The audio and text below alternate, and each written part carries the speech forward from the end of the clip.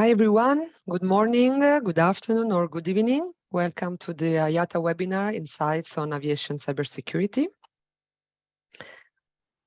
Before starting, just a very quick housekeeping information. This webinar will be recorded and you will receive the recording and the slides of the presentation after this live session. Feel free to ask any questions throughout the webinar using the Q&A button at the bottom of your screen. Please remember not to raise your hand during the webinar because we won't be able to have a look at that. So feel free to ask any questions and we will go through that at the end. So I'm glad to present today's speakers. We have Brian Brown, Senior Cybersecurity Engineer Aircraft at Atlas Air, Dorian Pantea, Director Cybersecurity Advisory and Assurance at Air Canada, and William Harvey, Head of Cybersecurity Assurance and Compliance at IATA Tech. And our IATA speakers, we have Manon Gaudet, Assistant Director, Aviation Cybersecurity, Anna Pasqua, Senior Manager, Aviation Cybersecurity, and Mariusz Pycinski, Assistant Manager, Aviation Cybersecurity. Very quick overview of today's agenda. Manon will give you an introduction on the topic of our aviation cybersecurity, to then move to IATA's roles and activities. We will then go through the main challenges in aviation cybersecurity, and then an overview of the new cybersecurity library and other solutions. And then we will end up with the Q&A session. So I will now leave the floor to Manon, who will give us an introduction. Thank you. So thank you for joining us. It's a privilege to have you with us on this session. Let's go and run this show. So first, let's start with the basics, which is always important to state those. So we talk the same language. So what is aviation cyber and information cybersecurity, and why should we care about it? So cybersecurity information and information security is a discipline that covers a whole lot of different bodies of technologies, controls, measures, processes, practices designed to ensure the confidentiality, integrity, availability, and overall protection of all those different systems, networks, programs, devices, information and data from any attack, damage, unauthorized access, use, and or exploitation. When we talk about cybersecurity and information security, we cover a lot of different transversal domain, as you know. This includes the business or corporate side. It also covers operation, which from an airline perspective translates into flight operations, surveillance, maintenance, ground, and anything that touches safety, security, airworthiness, and of course, all the underlying function, system, etc., that needs to be what we call cyber resilient. So why should we care? Well, we are living in the most exciting evolution in digital technology for aviation in years, where more and more things are connected, secure, integral, available access to information data is more and more crucial. So the aircraft is more and more connected, automated, and eventually we will have only one pilot. We will see eVTOL in the airspace. So anything that has to do with advanced air mobility is coming. Drones, all sort of sharing, all of those are sharing in some ways the airspace. And of course, we have new regulations to support all of this integration, which is most definitely super important. So we are facing a massive shortage of talent. Maturity in cybersecurity domain is very variable. Costs, return on investment is sometimes very hard to demonstrate until, of course, there is a major event. So, and we really do not want this, of course, for this would affect all the airspace, probably as much as COVID did in the last years. So because of all these, we need to talk about cyber resiliency, which will allow organizations to anticipate, withstand, recover, adapt, for it is impossible for anyone to be 100% cyber secure. The threat landscape is always evolving, moving so fast that we need to plan for the unknown, and business continuity is definitely one of the things that everyone should target in terms of civil aviation. So what does IATA do to support cyber resiliency for the airline industry, and what is its role?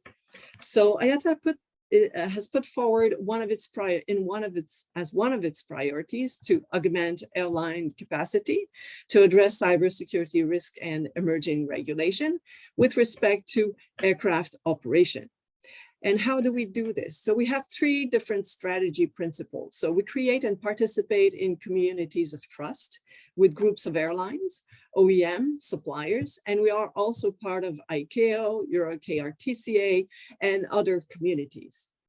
Via the Cybersecurity Resilience and Management Working Group and other subgroup, we exchange on information, challenges, and we also participate in standard and recommended practices like IOSA. Via different type of forums, different actors of the industry, including academia, meet, exchange, train, and learn together. IATA's core activity, as you know, are part of the how we increase capacity by advocacy to augment cyber maturity of the industry. We provide guidance material, training on cybersecurity and resilience. And of course, we support, collaborate, and strongly advocate for more harmonization of cybersecurity standards and other requirements across the world. As we are now back to a new normal after COVID, the regulatory landscape on cyber and information security has exploded over much anticipated and necessary standards and recommended practices that is now facing the airline industry across the world. And this is where and why we need to harmonize, and harmonization is so important. ICAO is busy writing the new architecture that will support this new and very busy airspace. And of course, this cannot be done without securing by design and from the start everything. Sharing information on vulnerabilities, risks from different interconnected stakeholders is very difficult and yet necessary to ensure the cyber resilience of a safe, strong, and secure ecosystem. Remember that the bad guy only have to get this right once to create massive problems. Now, IATA has been very busy with many activities, of course, that you will see right after this. And we have airlines that will present to us and share with you. So let's start right away with IOSA, and I will invite Mrs. Ana Pascua Perez to come and talk about IOSA. So enjoy, and Ana, the floor is yours. Thank you. Thank you, Manon, for this introduction.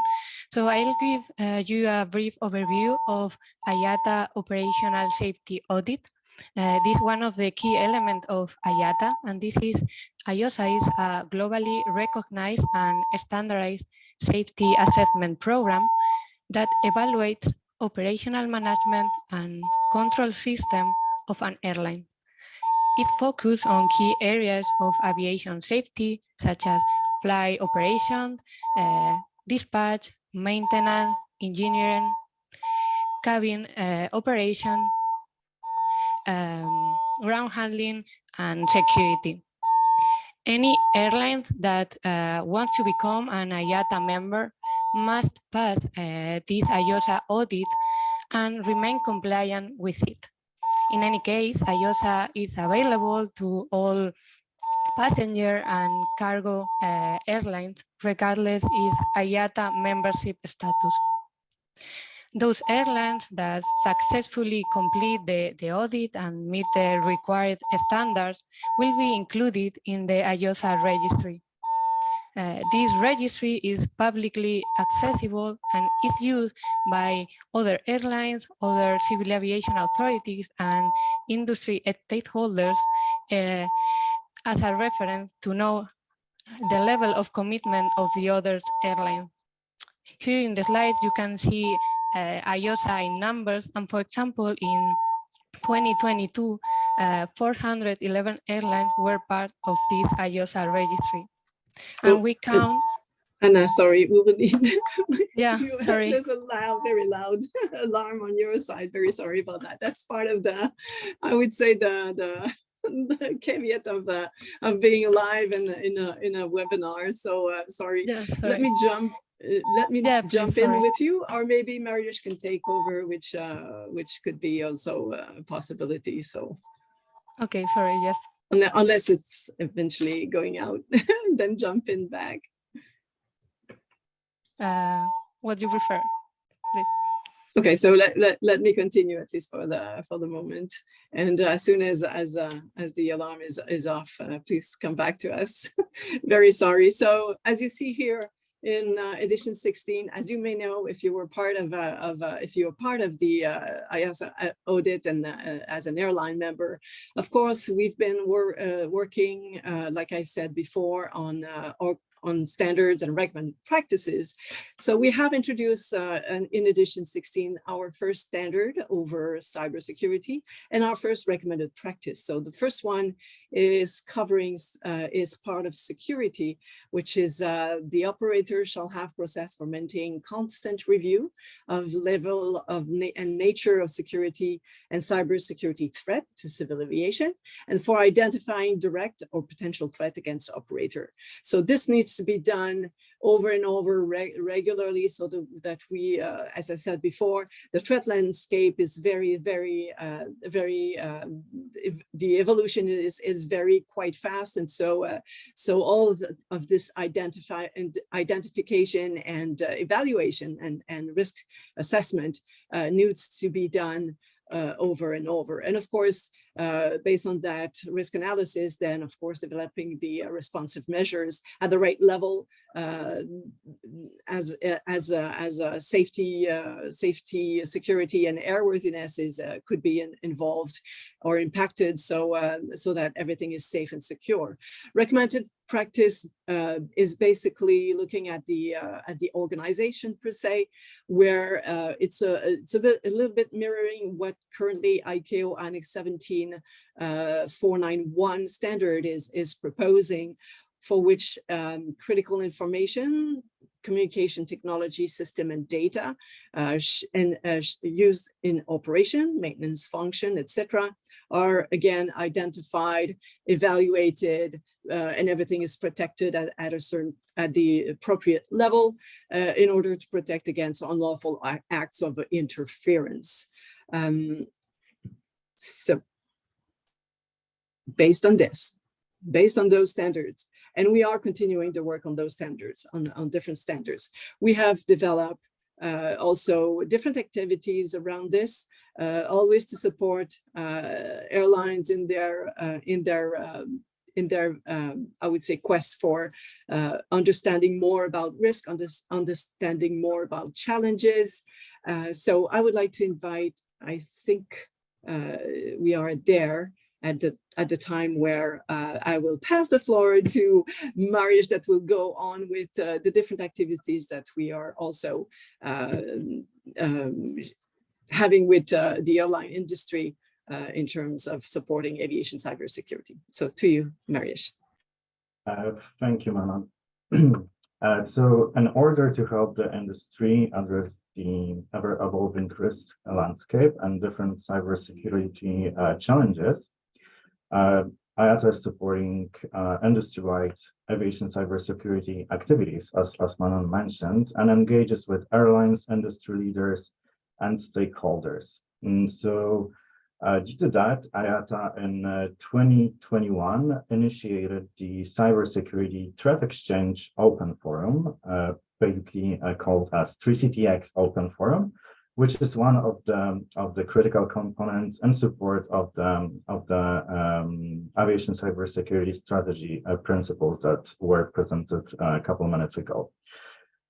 So in general, the 3CTX Open Forum is a biannual workshop. It's by invitation under Chatham House rules, and it's organized in a quite unique environment. It's very active, interactive workshop, allowing to get traction and clarity over the industry priorities and needs related to aviation cybersecurity.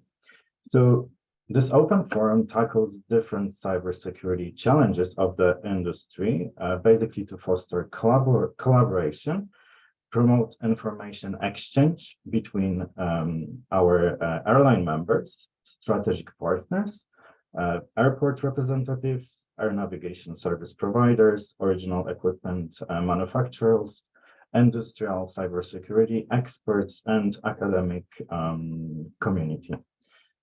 The overall goal is basically to bring cybersecurity experts closer to civil aviation industry and to increase the respective knowledge of the civil aviation ecosystem. So far, IATA organized 3 editions of the 3CTX Open Forum, covering the challenges over supply chain, cybersecurity risk assessment, innovation, and the latest one was on incident and crisis management. During the latest edition of the 3CTX Open Forum in January this year in Geneva, IATA, in collaboration with Eurocontrol, Amadeus, and Aéroport de Paris, organized the first aviation tabletop exercise, for which, as you can see, received a really great feedback, and this will be continued in the next upcoming edition in June this year.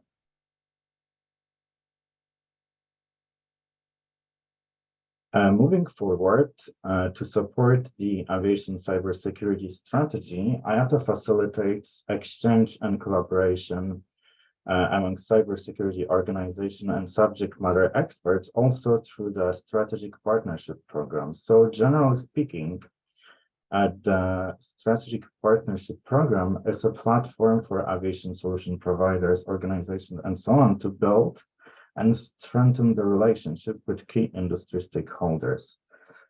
This aviation cybersecurity package for strategic partnership was launched in 2021 and is mainly designed for experts in aviation, cybersecurity, willing to exchange, mentor, experts in transportation, cybersecurity policies, regulations, operations, aviation cyber risk management resources, auditors, regulators, organizations involved in development of cybersecurity solutions for the civil aviation.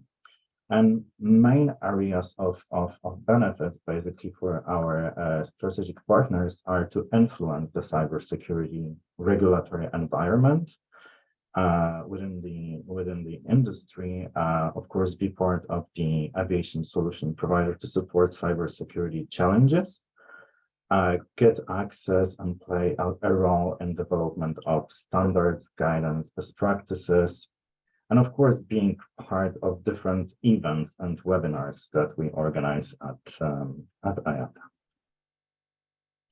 And now I would like to introduce the Aviation Cybersecurity Library. So as part of the cybersecurity activities, IATA continues working on different standards and guidance material, aiming to strengthen civil aviation resilience. So as it has been mentioned, many cybersecurity regulations worldwide are currently being articulated, and this basically augments the challenges to compliance in different regions. Therefore, in March 2023, IATA introduced this Aviation Cybersecurity Library and published relevant guidance material to support the industry with aspects of supply chain and risk assessment and associated challenges to those areas, and efforts to increase cybersecurity posture and maturity. So this aviation cybersecurity library has been developed together with support of our airline members like Air Canada and Air France-KLM, American Airlines, FedEx Express, International Airline Group, Qantas, Qatar Airways, Lufthansa, and Turkish Airlines. The library contains two guidance material. One is cybersecurity risk assessment guidance material, and the next one is cybersecurity supply chain oversight guidance material. They come as in a digital format. They are updated on an as-need basis, and they come with automatic updates. Now to learn more about the different challenges and how this library can support those challenges, I would like to invite Mr. Dorian Pantea from Air Canada. Thank you, Mariusz, and hello, everyone.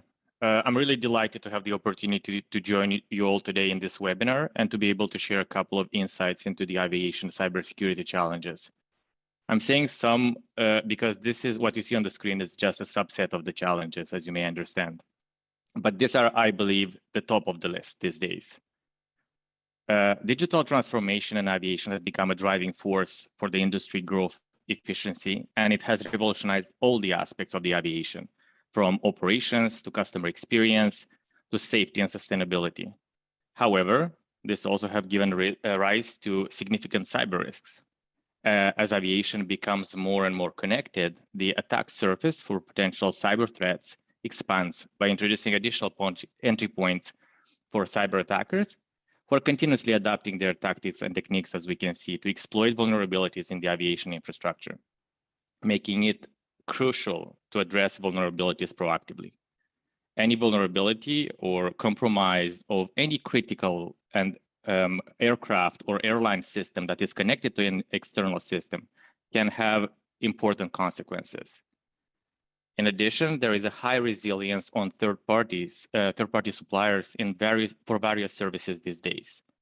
While these partnerships bring efficiency and expertise, they also introduce potential risks because not all the parties have the same level or a good level of cybersecurity. If a third-party service provider system is compromised, it can lead to unauthorized access to sensitive data, to disruption of critical services, or even to supply chain attacks, as we could see many times in the past couple of months. So a vigilant approach in the third-party cyber risk management becomes imperative.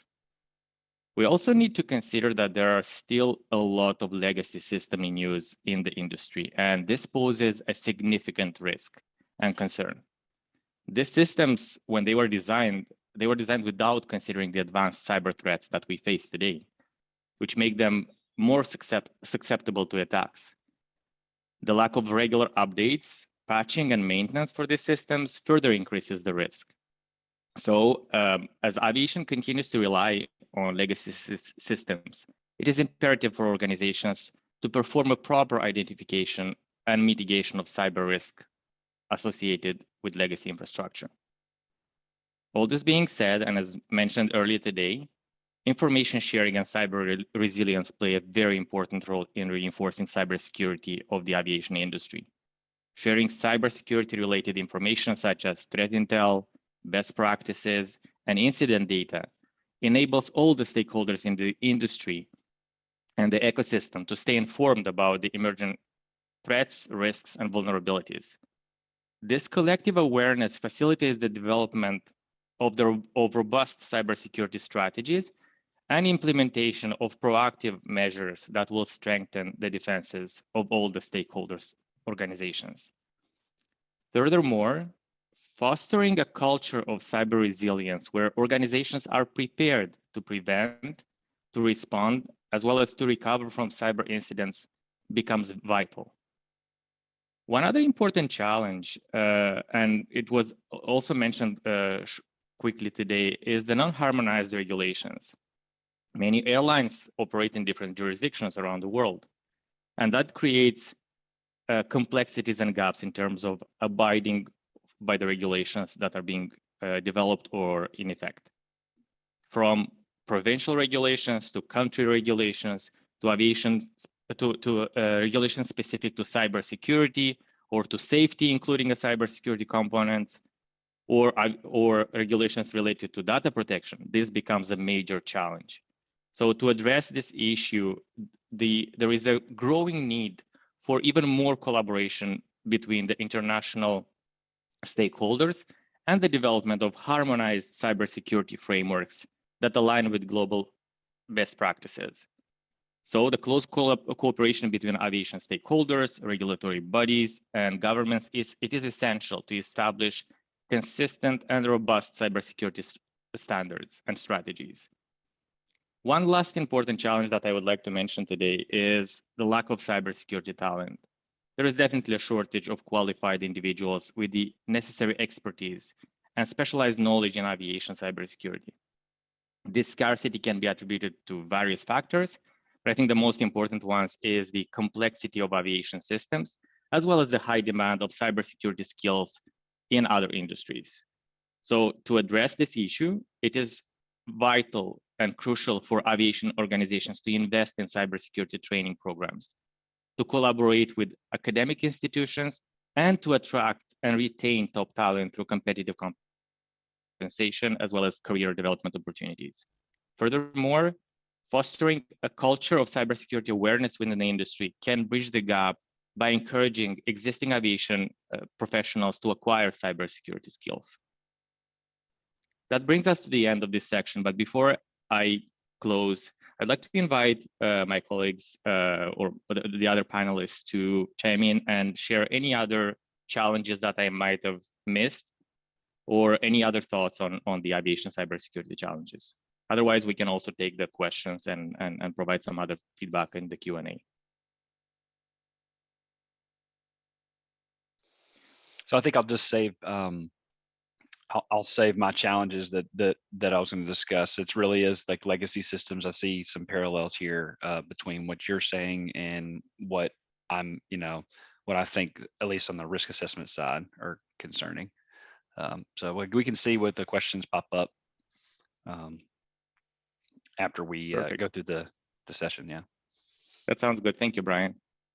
Well, in closing, if there is one thing that I would like you to retain today is that even though there are many challenges in the aviation industry, the good news is that there are ways to overcome them and to turn them into opportunities. So at this point, I will leave the floor to the next speaker, Brian Brown from Atlas Air, who will share some insights into the risk assessment guidance material. Brian, the floor is yours.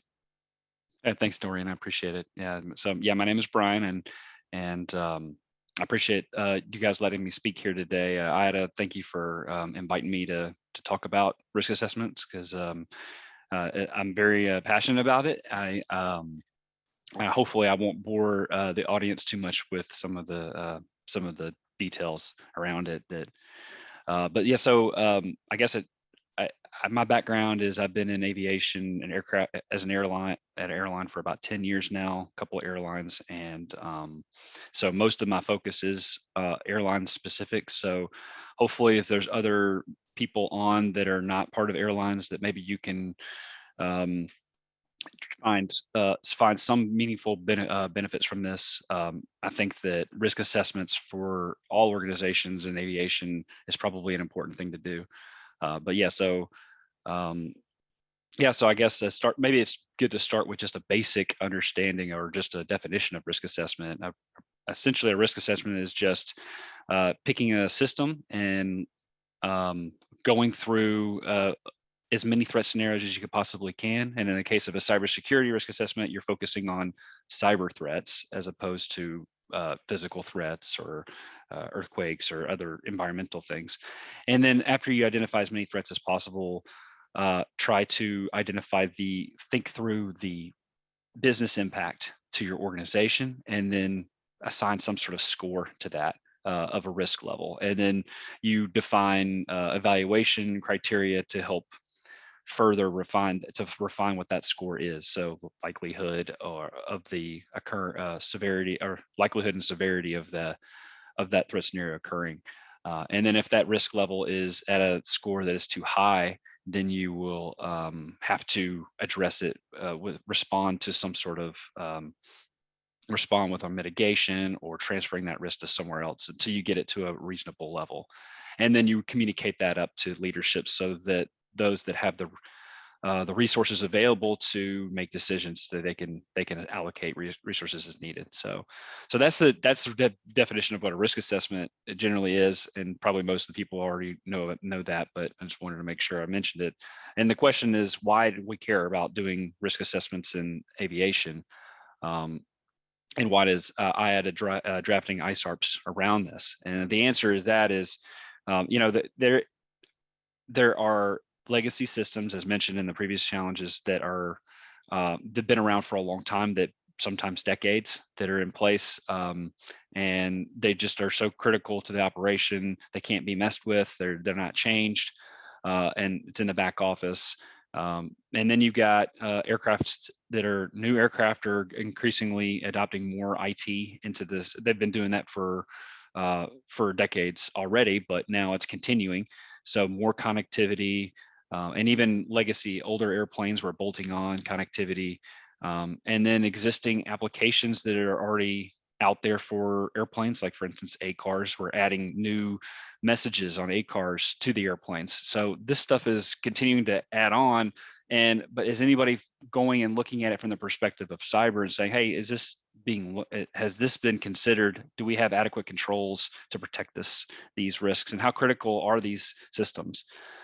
So yeah, there's enterprise, deal with the enterprise every day, and that's where most of the attention is. But it probably makes sense to also take a step back and look at some of these back office assets, and perform some sort of risk assessment on those. So next slide.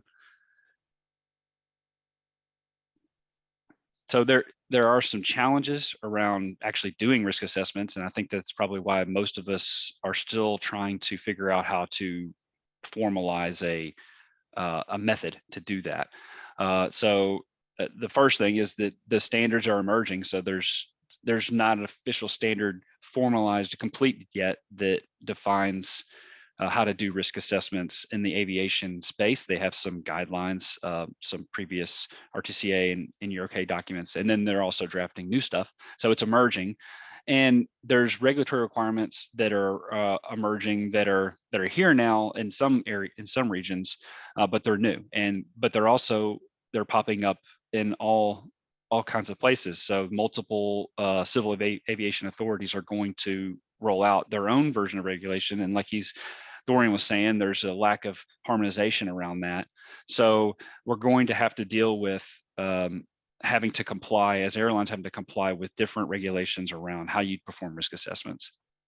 And so like with the IOSA, there's Part IS and NIST directive. And in the United States, there's the TSA and the FAA's aircraft network security programs that require some assessments. The other challenge is sharing risk information amongst stakeholders. There's generally right now a lack of trust, I think, in willingness to exchange risk information. Risk information could be, doesn't have to be vulnerabilities. It could just be general criticalities of systems. And so it's difficult to do a full-blown assessment of an aircraft when you only understand just at a functional level what some of the systems are. And that's a constraint that we have to work with for the time being. And maybe that will improve over time as the industry will, with the IATA restricted forum and RTCA and EUROK standards development, aviation ISAC, et cetera.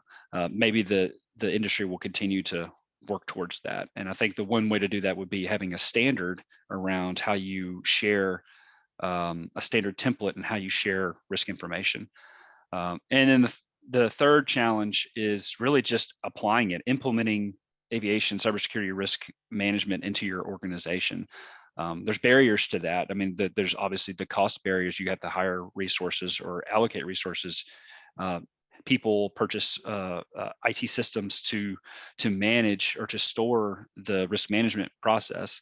But then also there's there's also an issue of where you're going to put it in your organization, trying to decide, are you going to put it in information security? Are you going to put it in the business side and the ops side, and tech ops or flight ops? And then another challenge is the people, finding the talent. There's a talent gap of, I mean, you have knowledge silos where you have information security experts that understand cybersecurity, understand the threat actors, they understand those the vulnerabilities that exist that are popping up, and they're monitoring that, but they don't really know aircraft systems particularly, or aircraft technologies that are established, that have been around for a long time. And then so it's hard to apply IT controls and to aircraft systems. And then the ops, it's the opposite. They understand the systems, but they don't understand cybersecurity. So so those are sort of the challenges. Let's go to the next slide for me, please, Marius. And and like I said, some of this will be hopefully handled by industry, but some of it can hopefully be helped through IATA with their drafting of the ISARP to push airlines to start forming their risk assessment methodology in their organization, and also drafting this guidance material that we're talking about here. So as background, after they drafted the ISARP, they formed a working group, and 6 or 7 airlines joined to that working group to try to come up with some guidance material to help essentially just try to take industry guidance outside and industry standards out there, and apply them to the aviation world, to kind of highlight a path that airlines could take to develop their own risk management process. And it will be unique to every airline. Every airline will have to figure out where they're going to place that in their organization and what systems they're going to use. But at least there's something out there that airlines can use to try to as a starting point. So the guidance material is there to help with the compliance to the ISARP, but it's also to help. The ISARP is also to help with prepare for future regulations that are coming out.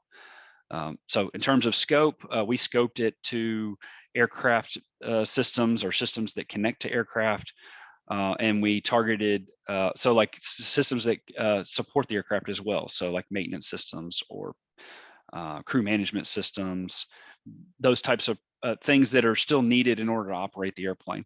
And then in terms of the types of threats, we scoped it to safety. However, if you, I would imagine that most, if you're going to spin up a risk management framework, you probably would expand it beyond just safety and look at operational risks like business disruptions or reputational impact. But we scoped it initially for safety to start smaller and grow from there. And in terms of people, we obviously targeted this for airlines, but we hope that regulators would potentially look at this as well to see where our thoughts are, at least with IATA and some of the airlines, on our interpretation of what risk assessments and risk management should be, to see if we align. And then airports and suppliers could benefit from this as well. I'm sure they have just critical assets as well that you need to protect. And if they don't have a risk management process, then maybe this can help. Next slide.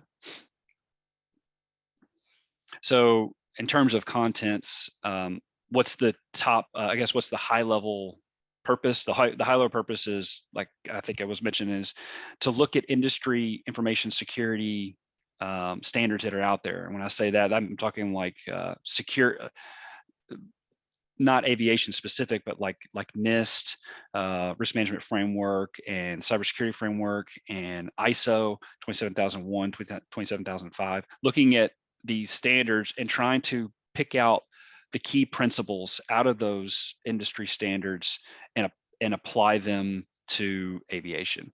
So that was the top goal. And so when you look at the principles that we picked out, there's 5 of them in the document, and we highlight these principles we feel like you're needed for any risk management methodology. And so when I say risk management, I guess what I should say, risk management is the establishment of a program to do risk assessments ongoing.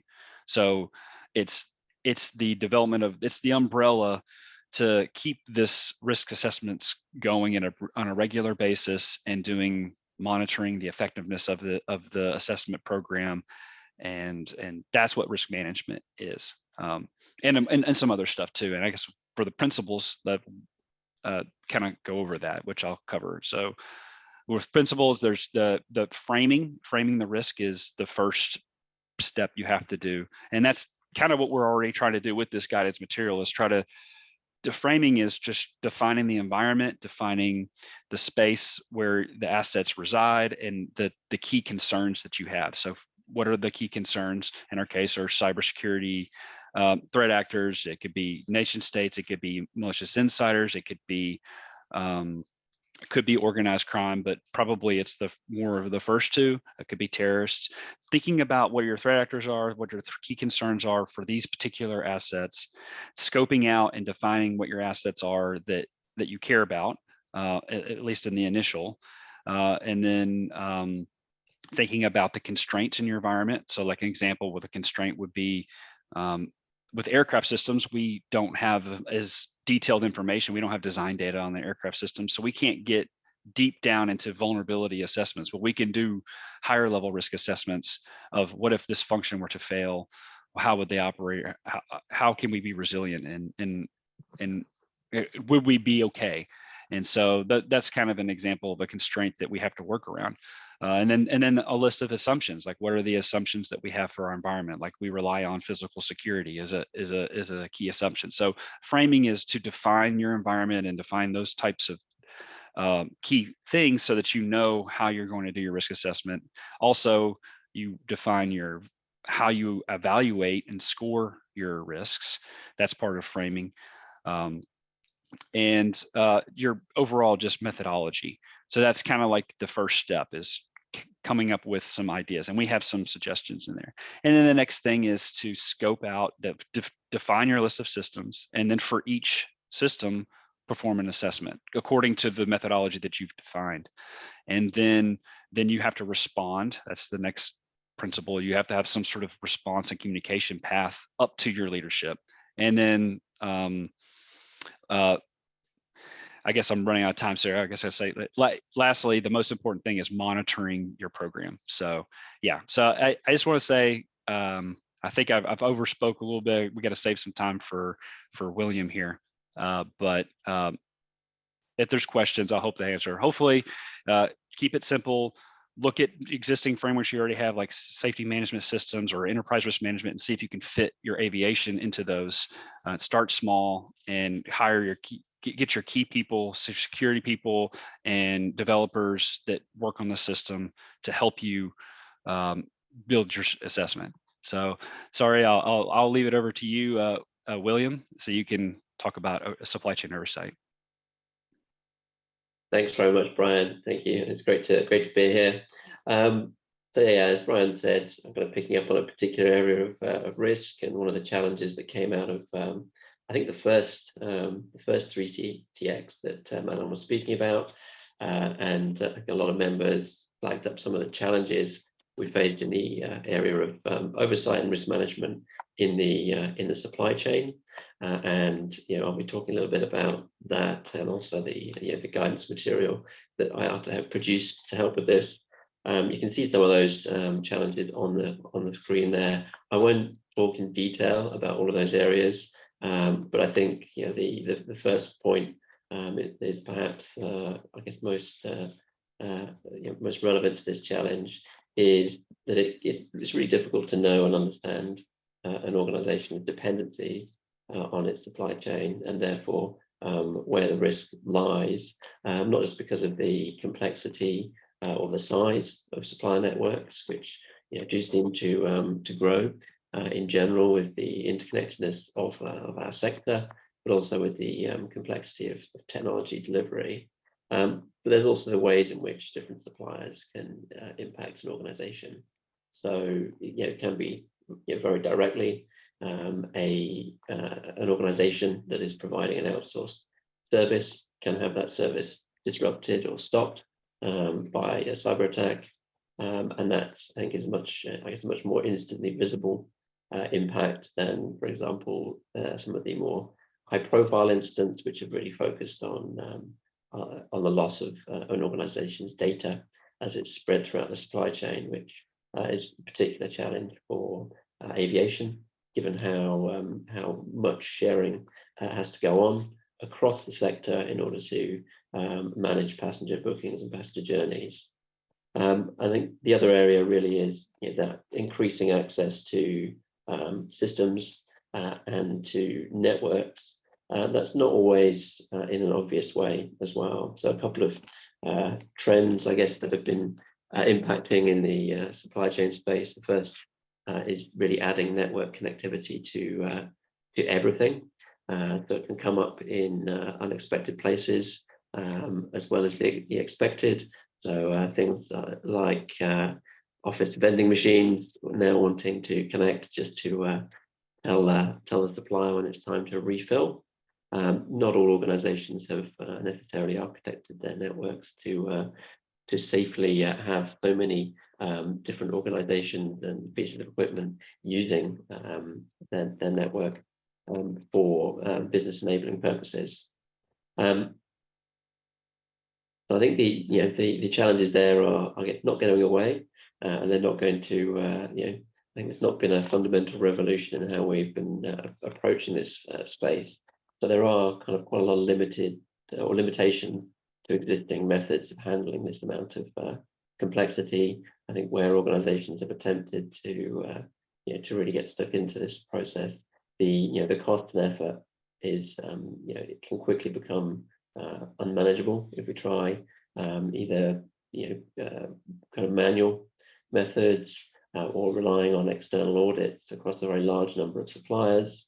That becomes unpractical. So going back to what Brian was saying, we need that risk assessment in order to be able to take a risk-driven approach to some of what we're doing here.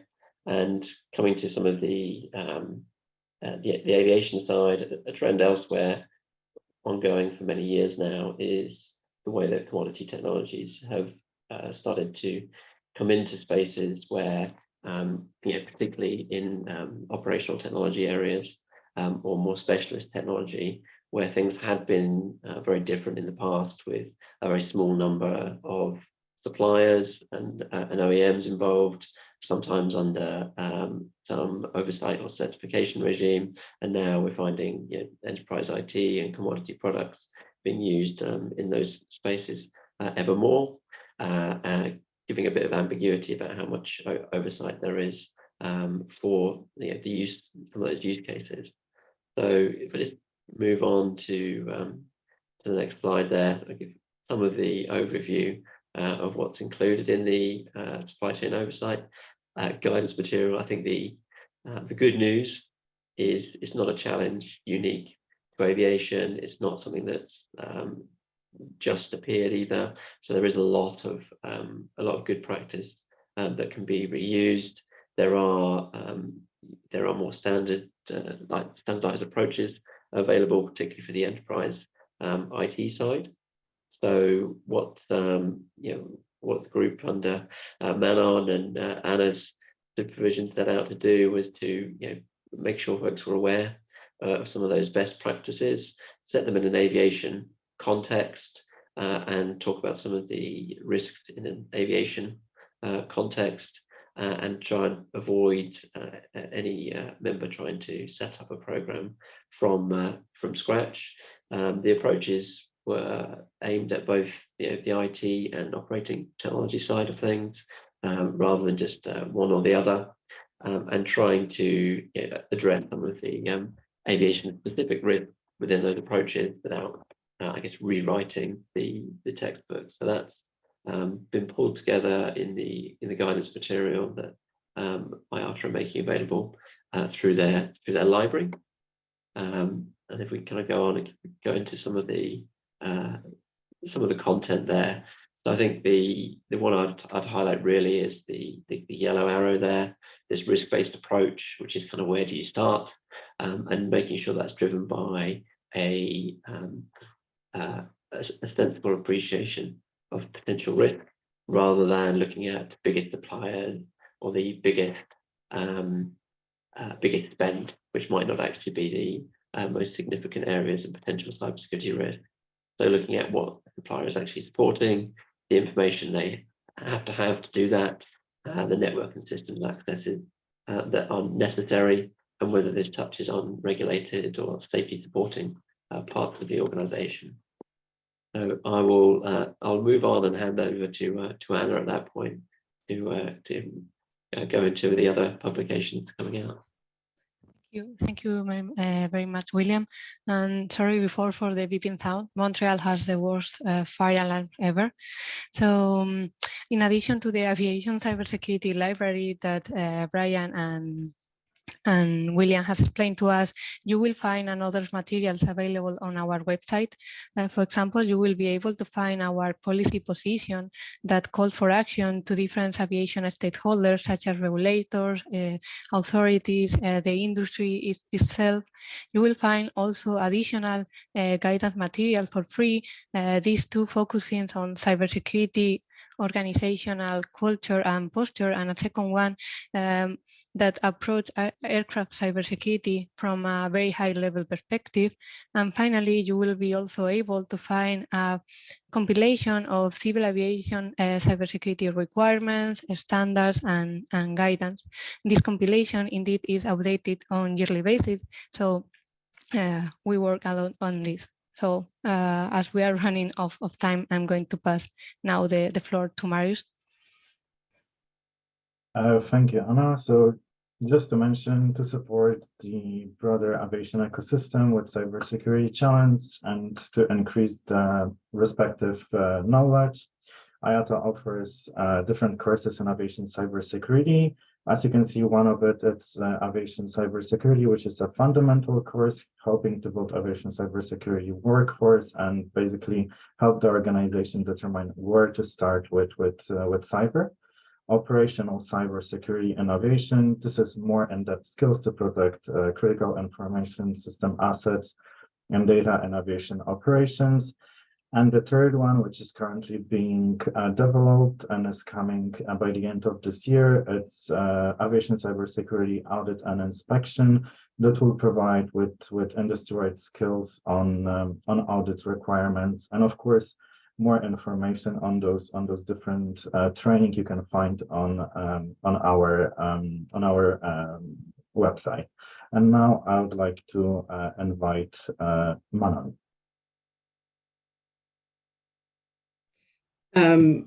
So I'm going to invite everyone to look at the AFSEC Insight tool that can help you with threat source collection. And of course, you need to decide whether or not this is fit for you in your own threat intelligence. And of course, this concludes part of our presentation, and I believe we want to skip to the question and answer. So I will ask maybe Kara to channel those questions for us. Thank you.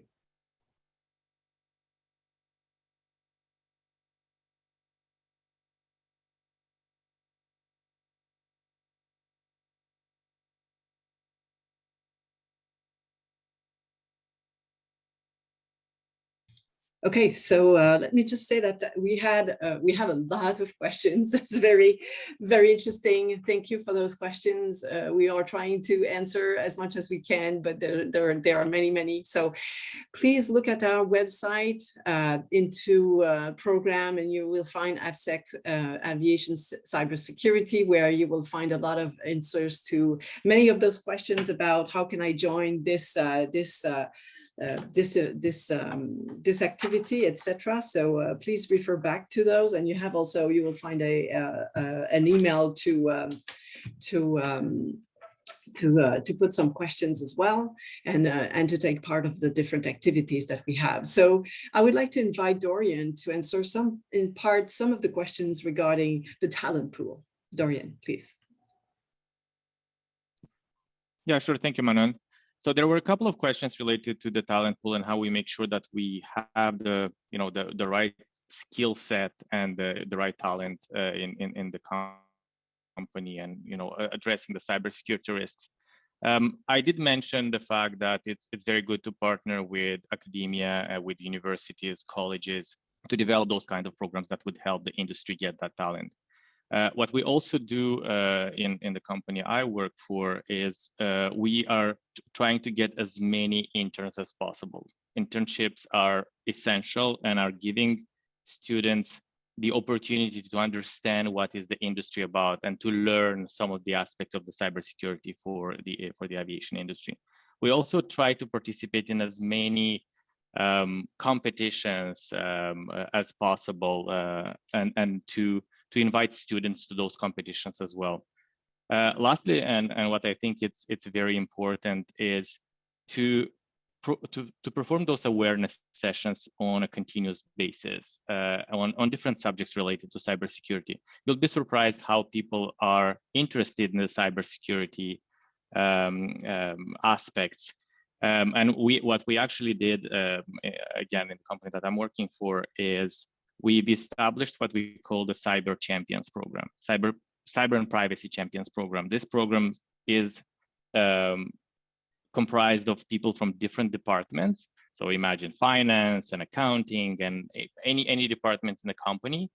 And we are training these individuals to be our ambassadors in their own department. So instead of people trying to reach out to us for, let's say, a question related to, I don't know, I'll say cybersecurity, well, let's say passwords, they have their own colleagues there that have this kind of knowledge and can advise them on the spot. So I think these are just a couple of thoughts on how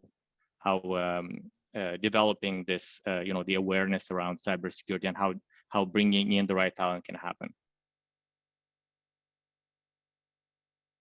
Manon, back to you. Anna, Okay. can you please? Yeah, I was to jump with you.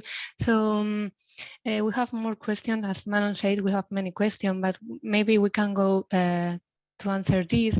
Which standards has this cybersecurity risk assessment guidance been developed? So I'm going to forward this question to Brian that explain this guidance material to us.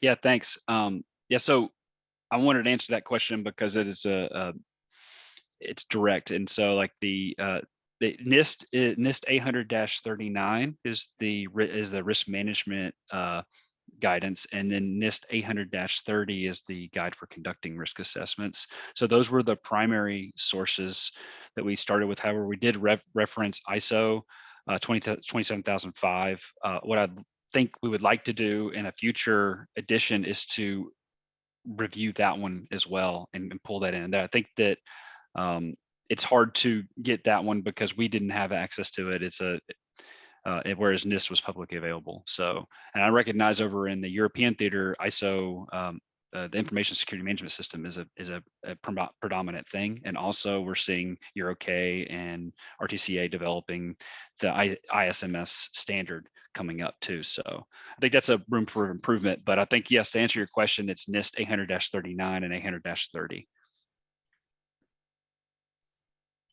Perfect. Thank you. Thank you very much, Brian, for your answer. And here we have another question that maybe one of our speakers with his perspective from airline's perspective can answer. How would an airline with their national regulator has no working cybersecurity policy or strategies can implement cybersecurity? So I give you the floor, William, to answer this, if you would like to. Oh, thanks, Anna. So yeah, it certainly makes it easier to get the mandate and funding for a cybersecurity program if there is a regulator pressing you to do it, but also pushing a particular framework or strategy for you to follow. But it doesn't prevent you working on managing these risks. It's a business risk at the end of the day, and absent regulation. You can start with that risk assessment and look at the cybersecurity framework that might be most relevant to your organization. I think we've mentioned a few standards already in the webinar, but there's certainly plenty coming up in the questions, whether it's the kind of ISO framework or NIST based. I think most of the framework have a huge overlap, and really start looking at controls in the context of the risks an organization faces. So I think there's no harm in taking a risk-driven rather than regulation-driven approach. And I think what you'll see from from almost all regulatory authorities that do set out a set of requirements in cybersecurity, they mostly take a risk-driven approach themselves.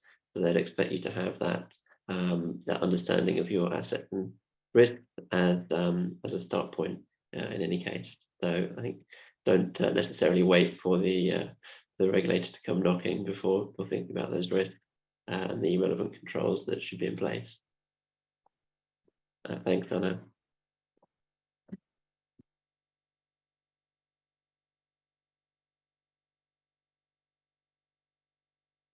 Thank you very much, William, for your answer. I think we have another question that we can cover, although we are running out of time. So we have a comment that is, I work for a civil aviation authority and there is no activity at all concerning aviation cybersecurity. I have background in telecommunication engineering and a postgraduate of information security management. How can I support it to be a resource to my organization, and how or where do I begin to champion aviation cybersecurity in my organization?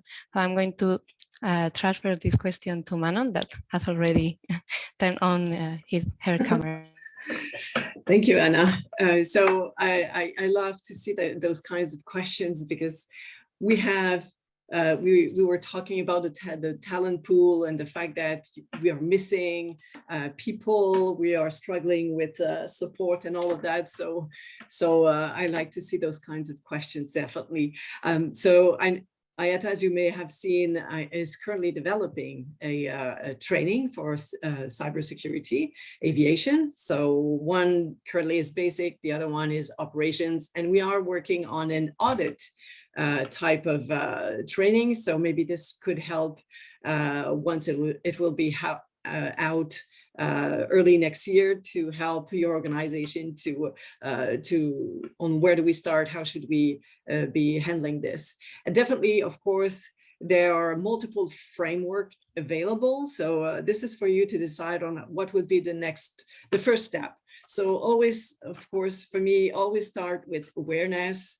This is something that is recurrent, that needs to be done every now and then, so that people are aware that cybersecurity is important. Of course, like I said before, unfortunately, often it comes up once we are either victim of an incident or something like that, before people really start to hammer this down. So so definitely keep pushing, keep the discussion ongoing. Of course, as high as you can go in terms of your own organization is the most important. Explaining the problem, the challenges that you face in terms of regulations, in terms of standards, and all of that. Harmonization of those standards is also very important. So keep on going, be part of the different activities at the ICAO level is also something that is very, very good for everyone to take part, especially if you're a CA, you may have access to this kind of activities. But yeah, so hopefully this will help a bit. Thank you. Perfect. Thank you very much, Manon. So I'm going to give now, I think, the floor to Chiara, because we are on time now. So please. Yes, thank you, Anna. Thank you, everyone, first of all, to our speakers for having delivered such an informative webinar, and to all of you attending online. As said at the beginning of this session, the recording will be shared with you together with the slides. Feel free to learn more about the Cybersecurity Library and all other cybersecurity related services on the cybersecurity website that you see in this slide. Thank you again, and talk to you soon. Bye.